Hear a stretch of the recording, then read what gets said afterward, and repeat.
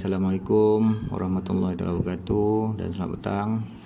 Hari ini saya nak tunjukkan cara-cara untuk permohonan perakuan PPK SPP.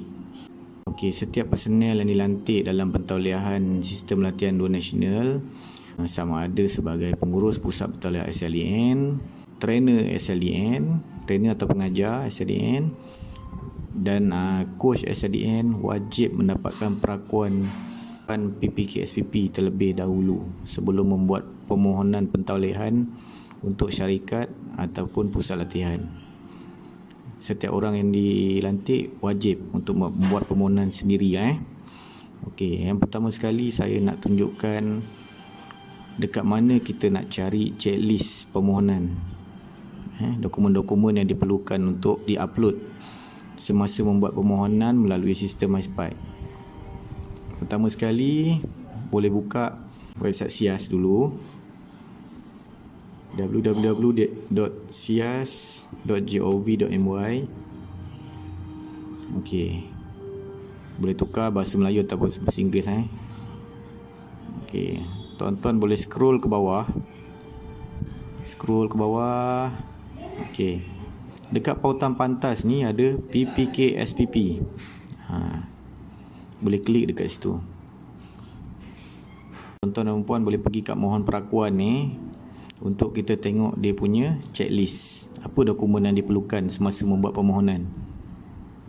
Okey, pergi untuk SLDN. Yang ni, dokumen sokongan PB SLDN. Okey, dekat sini ada PPB SLDN. PPB ni adalah pengurus pusat tauliah. Untuk coach, pengajar. Ada 7 dokumen yang disenaraikan kat sini. Okey, untuk PPB SLDN, dokumen yang diperlukan adalah kad pengenalan, salinan kad pengenalan. Yang kedua, sijil induksi SLDN. Yang ketiga, bukti pengalaman menyelia, yang ini bekerja atau mengajar dalam program berkaitan. Dan ketujuh, surat lantikan terkini dan surat setuju terima lantikan. Okey, sebenarnya perkara item 6 dengan 7 ni dia dah sekalikan dalam surat lantikan dan surat setuju terima yang saya sharekan dalam grup. Boleh pakai yang itu saja. Dekat dalam tu dia dah nyatakan bukti pengalaman menyelia, apa bekerja semualah.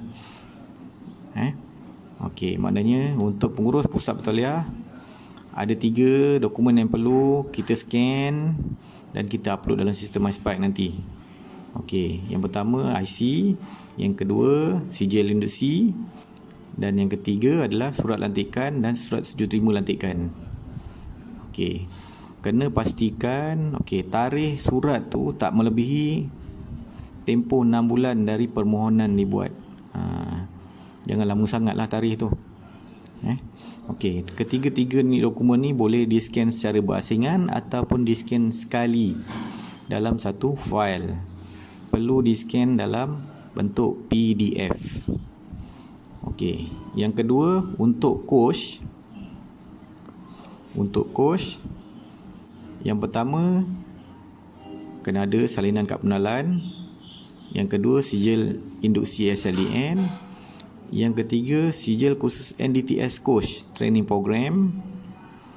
Okey, yang keempat kena ada surat lantikan dan surat setuju terima lantikan. Perkara 6 dengan 7 ni pakai satu dokumen je. Okey, bagi mana-mana coach yang pertama kali dilantik sebagai coach untuk program SLDN ni, kalau tidak memiliki sijil khusus NDTS coach ni, boleh mohon. Okey, boleh mohon untuk permohonan barulah. Untuk permohonan baru nanti kita akan bagi kelulusan bersyarat. Kelulusan bersyarat ni akan dapat selama 3 tahun. Dalam masa 3 tahun tu kena completekan kursus coach ni. Mana yang dah pergi kursus coach sebelum mohon perakuan ni, kira beruntunglah. Okey. Yang ketiga, untuk pengajar SLDN kena ada satu kad pengenalan. Yang kedua, sijil induksi SLDN. Yang ketiga, sijil khusus NDTS trainer. Yang keempat, kena ada surat lantikan dan surat terima lantikan terkini daripada PB sebagai pengajar lah. Sebagai pengajar. Okey. Dokumen ni semua boleh di-scan secara berasingan, scan satu-satu ataupun di-scan sekali dalam satu file. Dalam satu file, susun ikut turutan dan di-scan dalam bentuk PDF. Sebab nanti dokumen yang kita scan ni nanti kita akan upload dalam sistem MySpark yang saya nak tunjuk sekejap lagi. Okey. Sekarang saya nak tunjukkan macam mana nak membuat permohonan perakuan PPKSPP melalui sistem MySpark. Pertama kita kena login dululah. Kita kena login ke dalam sistem MySpark. Klik login. Masukkan ID pengguna. Masukkan kata laluan. Okey, daftar masuk. Okey, daftar masuk.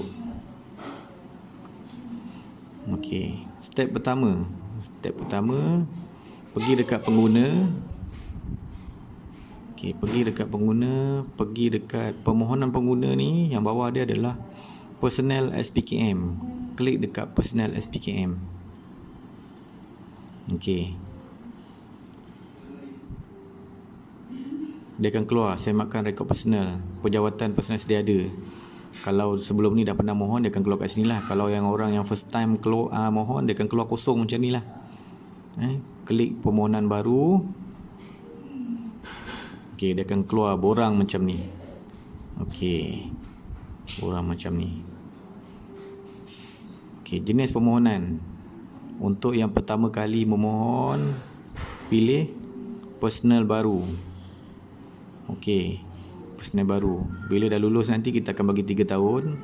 Semasa 6 bulan sebelum expired 3 tahun tu, kena renew. Kena renew dekat situ, kena mohon pembaharuan. Pembaharuan. Pembaharuan. Kalau untuk tambah program, kena tambah program lah. Kalau nak, contohnya sekarang kita mohon untuk tahap 3. Untuk tambah ke tahap 4 nanti, bidang preschool untuk tahap 4, kita klik tambah program. Okey, untuk yang pertama kali buat permohonan ni, klik dekat personal baru. Okey, jenis penjawatan. Okey, dekat dalam SLDN ada tiga penjawatan saja, iaitu PPB SLDN,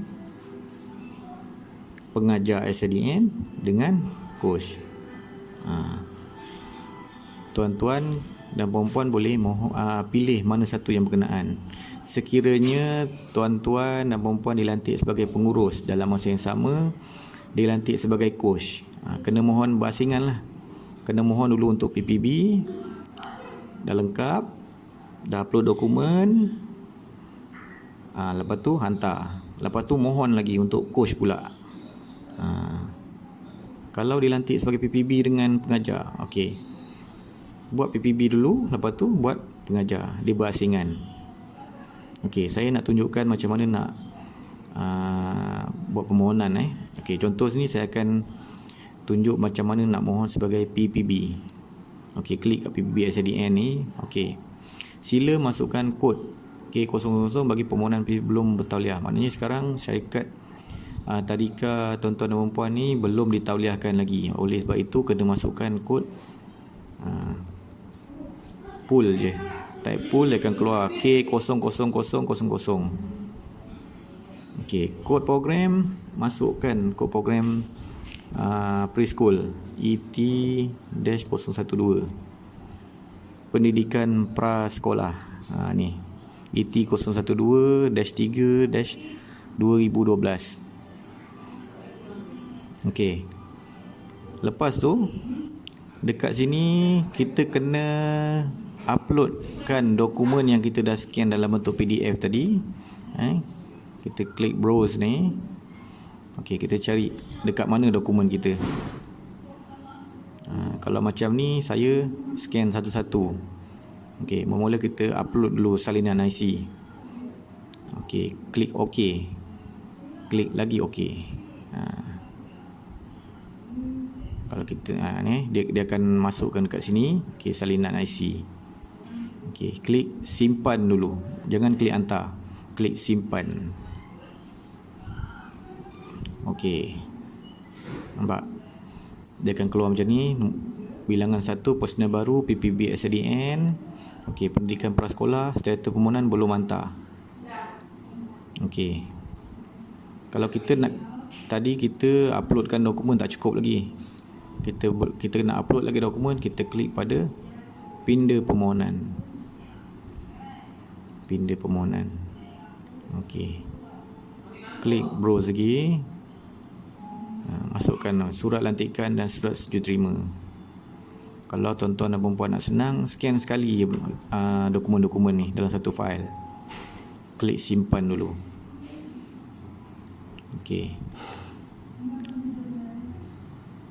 Apa-apa hal bila dah upload, kena simpan dulu. Jangan terus klik hantar, klik simpan dulu. Okey, katalah kita dah confirm ni.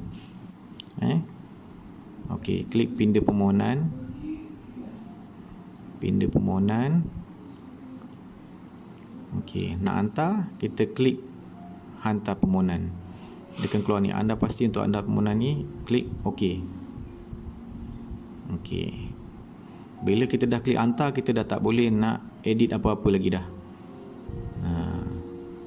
Dia akan keluar macam ni. Okey, sekarang kita nak download slip permohonan ni. Slip permohonan untuk kita attachkan dalam sistem ESLDN nanti. Untuk buat permohonan pentolehan. Kita klik dekat lihat permohonan. Okey, dia akan keluar macam ni. Nampak tak ada slip permohonan? Klik slip permohonan. Yang ni kita boleh save, simpan untuk kita uploadkan dalam ESLDN nanti untuk permohonan pentolehan pusat latihan ataupun syarikat nanti. Okey, itu untuk pengurus.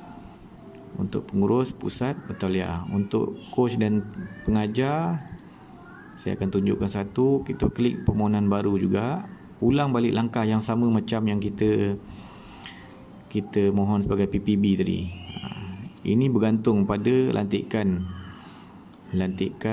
tuan-tuan dan puan. Kalau dilantik sebagai trainer saja, mohon trainer saja. Kalau dilantik sebagai coach, mohon coach sahaja.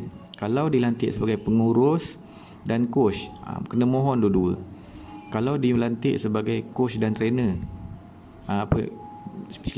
kalau dilantik sebagai pengurus dan trainer, kena mohon dua-dua. Okey, untuk makluman sekiranya permohonan syarikat in-house, coach dan trainer tak boleh orang yang sama. Kena ingat tu, coach dengan trainer tak boleh orang sama. Tapi kalau tuan-tuan dilantik sebagai pengurus, dan tuan-tuan juga boleh dilantik sebagai coach atau trainer jika mempunyai ataupun memenuhi kriteria yang telah ditetapkan. Okey, saya nak tunjuk satu lagi. Contohnya tuan-tuan dilantik sebagai coach. Boleh klik personal baru, pilih pejawatan. Okey, coach, masukkan. Okey, pool kod program ET-012.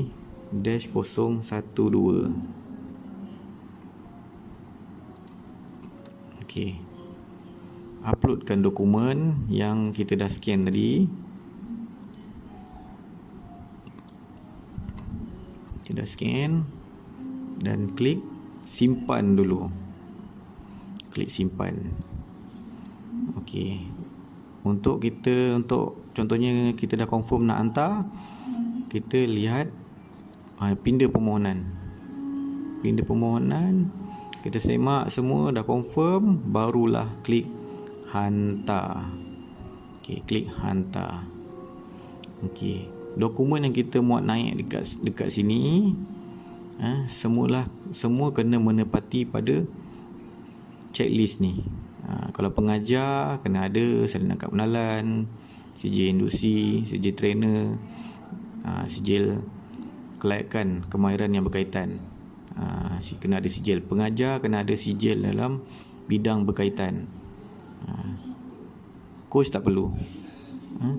Benda ni boleh disusun dan di scan sekali untuk kita masukkan dalam sini untuk kita hantar permohonan.